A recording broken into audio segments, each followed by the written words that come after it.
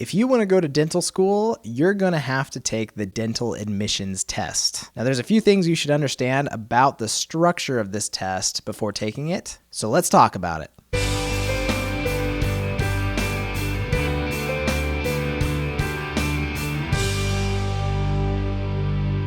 What's up, everybody? This is Dakota from DentalPro, and in this video, we're going to talk about how the DAT is laid out structurally from start to finish so that you can feel confident going into the test on the big day. Now, when you first get to the testing center, you'll start the day by signing in, and then someone will take you to a room with lockers where you dump all the stuff in your pockets into a locker. Then you turn out your pockets, and the people working there will do a metal detector test on you to make sure that you're not packing heat. Just kidding, but they do check you pretty thoroughly before you go into the testing room. Just FYI, one thing that I was nervous about when I was going into the test when I took the DAT was what happens if I need to blow my nose or something, because you can't take anything in there, including your own tissues. Well, they figured that out, and it turns out you can actually grab a tissue or two from their facility before going into your test. Now let's talk about the test. From start to finish, the test is laid out like this. You start out with an optional 15-minute tutorial, which I actually didn't do because I scheduled to have a walkthrough of the testing center the day before, and I basically got the tutorial then. But it is there for you if you want to do it on the testing day, if you want to do it that way. After the tutorial, you'll start the actual test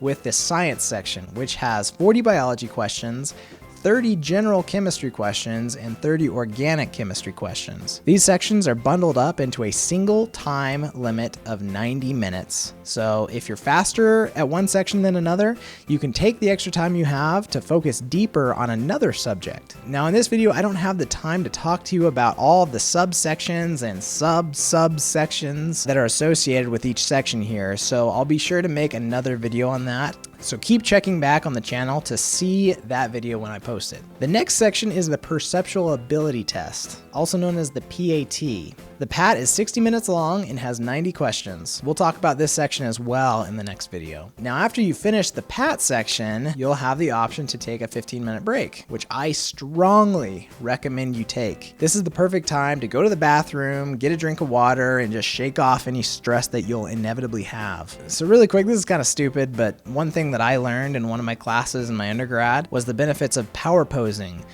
And I'll just show you really quick. It looks like this. Yeah, I know it's stupid, but when I was taking my break, I took a few minutes to power pose in the break room, which I'm sure made me look like a tool, but I felt good and personally felt that I had used that break effectively because I felt confident, I felt more relaxed, and it was very helpful. So after the break, you'll start the reading section, which is 60 minutes long and has 50 questions on it. In this section, there are 3 essays you'll read. These essays can literally talk about anything, so don't go into the test thinking that you're gonna just be reading dental stuff. For example, one of my passages was on the pads of gecko feet, and I'm pretty sure I had another one about a ship in the 50s that had sunk.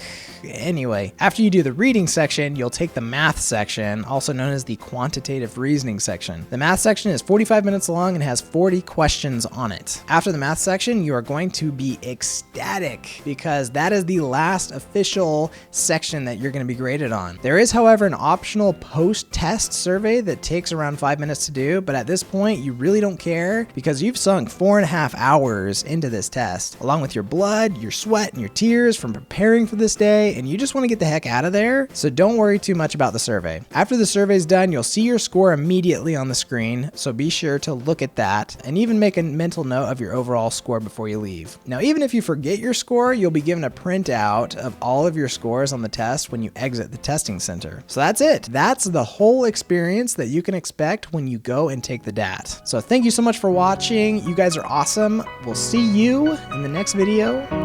Keep living the dream.